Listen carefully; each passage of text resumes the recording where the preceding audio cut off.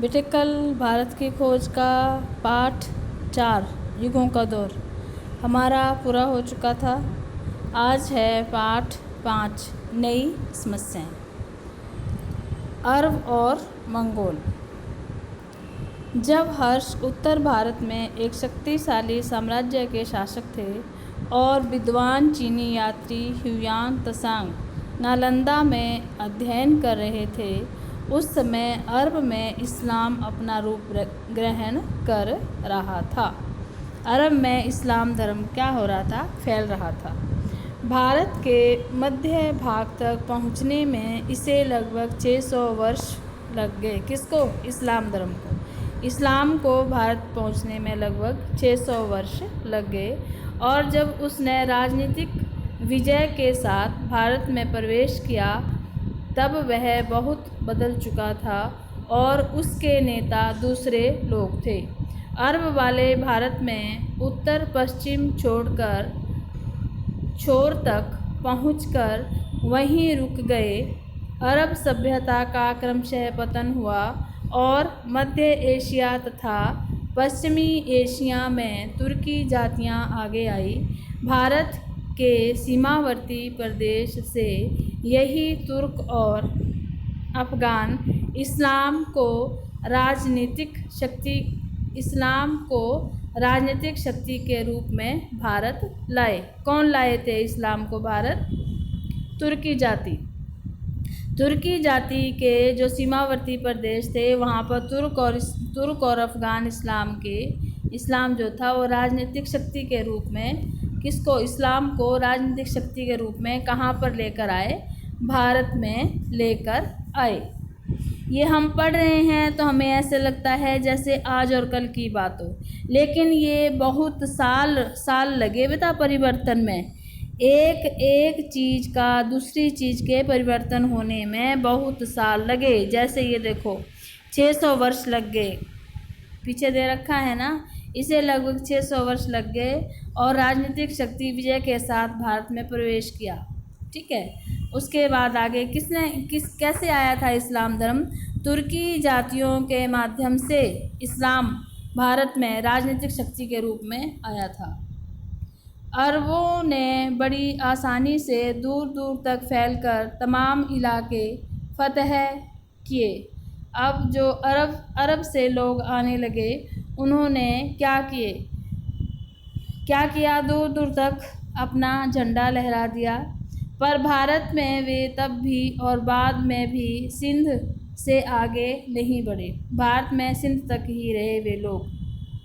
शायद भारत तब भी आक्रमणकारियों को रोकने के लिए काफ़ी मजबूत था।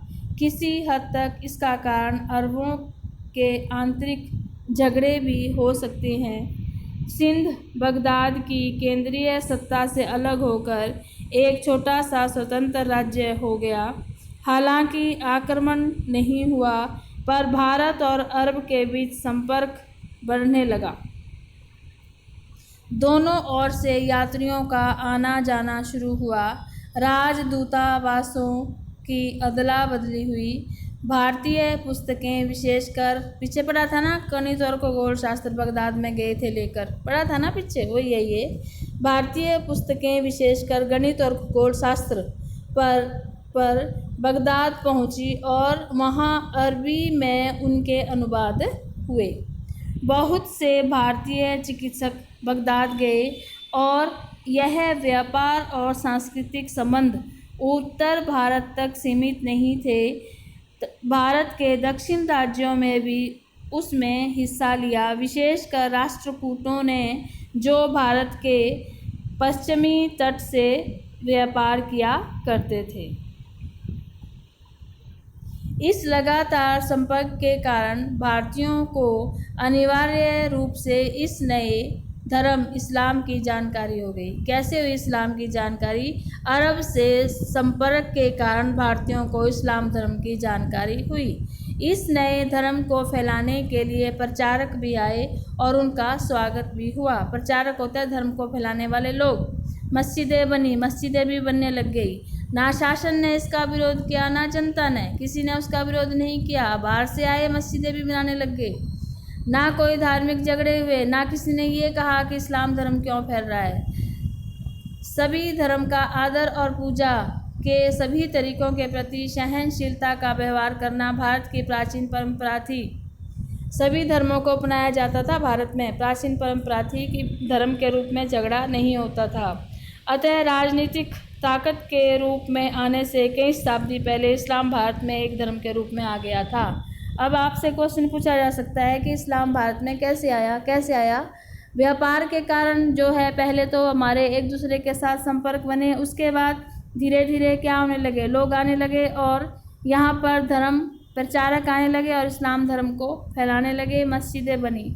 मतलब राजनीतिक ताकत के आने से पहले इस्लाम धर्म भारत में आ चुका था। अब देखो महमूद गजनबी और अफ़गान, आपने पढ़ा होगा एसएस में, महमूद गजनबी ने कितनी बार आक्रमण किया था भारत पर? 17 बार। ठीक है, अब वो है महमूद गजनबी और अफ़गान। लगभग 300 वर्ष तक भारत पर कोई और आक्रमण नहीं हुआ। 1000 ईस्वी के आसपास अफ़गानिस्तान के सुल्तान महमूद गजनबी ने भारत पर आक्रमण करने आरंभ किए। 1000 ईस्वी के आसपास महमूद गजनबी क्या थे? तुर्क था, जिसने मध्य एशिया में अपनी ताकत बढ़ा ली थी। उसने बड़ी निर्ममता से, निर्ममता होता है ममता से रहित, कठोरता से, क्रूरता से, उसने बड़ी निर्ममता से कई आक्रमण किए, जिसमें बहुत खून खराबा हुआ। हर बार महमूद अपने साथ बहुत बड़ा खजाना ले गया। हिंदू धूलकणों की तरह चारों तरफ बिखर गए और उनकी याद भर लोगों के मुंह में पुराने किस्से की तरह बाकी रह गई, जो तितर बितर होकर बचे रहे। उनके मन में सभी मुसलमानों के प्रति गहरी नफरत पैदा हो गई। हमारा भारत पहले सोने की चिड़िया कहलाया जाता था, शायद आपको पता होगा। धीरे धीरे क्या हुआ, जैसे महमूद गजनबी, इसमें पढ़ा आपने अभी, महमूद गजनबी ने आक्रमण किया निर्ममता से, कठोरता से, उसने सभी को मार दिया जिसने उसका विरोध किया। उसके बाद क्या किया, साथ में वो खजाना भी लूट के ले गया। ठीक है, तो धीरे धीरे हमारा क्या होता गया, पतन होता गया। अनुमान लगाया जा सकता है कि महमूद ने कितनी तबाही की थी, पर महमूद ने उत्तरी भारत के सिर्फ एक टुकड़े को छुआ और लूटा था, जो उसके दावे के रास्ते में पड़ा था। पूरा मध्य, पूर्वी और दक्षिण भारत उससे पूरी तरह बच गया था। पहली बार जब आक्रमण किया था तो कहाँ किया था? उत्तर भारत के एक टुकड़े में। आगे चलो। महमूद ने पंजाब और सिंधु को अपने राज्य में मिला लिया, पर हर धावे के बाद गजनी लौट जाता था। वह कश्मीर पर विजय नहीं पा सका। यह पहाड़ी देश से रोकने और पार भगाने में सफल हो गया। काठियावाड़ में सोमनाथ से लौटते हुए राजस्थान के रेगिस्तानी इलाकों में भी उसे भारी हार खानी पड़ी। इस आखिरी धावे के बाद वह फिर नहीं लौटा। महमूद की मृत्यु 1030 ईस्वी में हुई। उसकी मृत्यु के बाद 160 वर्षों से अधिक समय तक ना तो भारत पर कोई आक्रमण हुआ और ना ही पंजाब के आगे तुर्की शासन का विस्तार हुआ। इसके बाद शहाबुद्दीन गौरी नाम के एक अफ़गान ने गजनी पर कब्जा कर लिया और गजनवी साम्राज्य का अंत हो गया। किसने? शहाबुद्दीन गौरी ने। इससे पहले लाहौर पर धावा किया और फिर दिल्ली पर। दिल्ली के राजा पृथ्वीराज चौहान ने उसे बुरी तरह पराजित कर दिया। शहाबुद्दीन अफ़गानिस्तान लौट गया और अगले साल एक और फौज लेकर लौटा। इस बार उसकी जीत हुई और 1192 में वह दिल्ली के तख्त पर बैठा। कौन? शहाबुद्दीन। दिल्ली फतह करने का मतलब यह नहीं था कि बाकी भारत भी फतह हो गया। फतह होता है जीत लेना। दक्षिण में चोल शासन अभी तक बहुत शक्तिशाली थे। चोल शासन का दक्षिण में शासन चल रहा था और उनके अलावा दूसरे स्वतंत्र राज्य भी थे। अफ़गानों को दक्षिण भारत के बड़े हिस्से तक अपने शासन का विस्तार करने में 1.5 शताब्दी और लगी। अफ़गानों को कितनी शताब्दी लगी? 1.5 शताब्दी। इस नई व्यवस्था में दिल्ली का स्थान महत्वपूर्ण भी था और प्रतीकात्मक भी। भारत पर महमूद गजनवी के आक्रमण का परिणाम यह हुआ कि कुछ समय के लिए पंजाब बाकी भारत से अलग हो गया। 12वीं शताब्दी के अंत में आने वाले अफ़गानों की बात कुछ और थी। वे हिंद आर्य जाति के लोग थे और भारत की जनता से उनका निकट का संबंध था। लंबे समय तक अफ़गानिस्तान भारत का हिस्सा होकर रहा है और ऐसा होना उसकी नियति थी। 14वीं शताब्दी के अंत में तुर्क मंगोल तैमूर में उत्तर की ओर से आकर दिल्ली की सल्तनत को ध्वस्त कर दिया। 14वीं शताब्दी के अंत में तुर्क मंगोल तैमूर वंश भारत में आया है। तैमूर ने क्या किया? उत्तर भारत की ओर से आकर दिल्ली में जो राज्य था उसको क्या कर दिया? उसकी सल्तनत को ध्वस्त कर दिया, हरा दिया बुरी तरह से। वह कुछ ही महीने भारत में रहा। वह दिल्ली आया और लौट गया, पर जिस रास्ते से वह आया उसी को उसने वीरान कर दिया।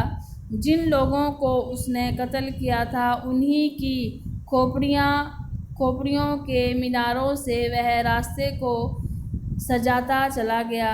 दिल्ली खुद मुर्दों का शहर बन गई। सौभाग्य से वह बहुत आगे नहीं बढ़ा और पंजाब के कुछ हिस्सों और दिल्ली को ही वह भयानक विपत्ति झेलनी पड़ी। दिल्ली को मौत की नींद से उठने में कई वर्ष लगे।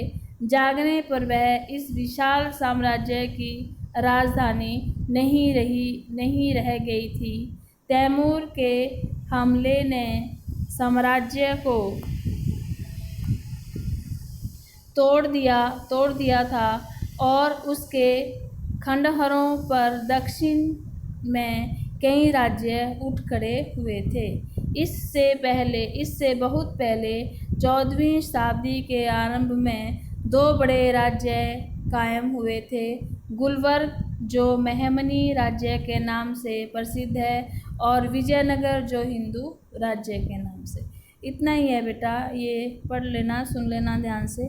सारा ये एसएस में आपने पढ़ा भी होगा, वही ये हिंदी में है एसएस का लगभग। ठीक है बेटा। किसने नाश कर दिया?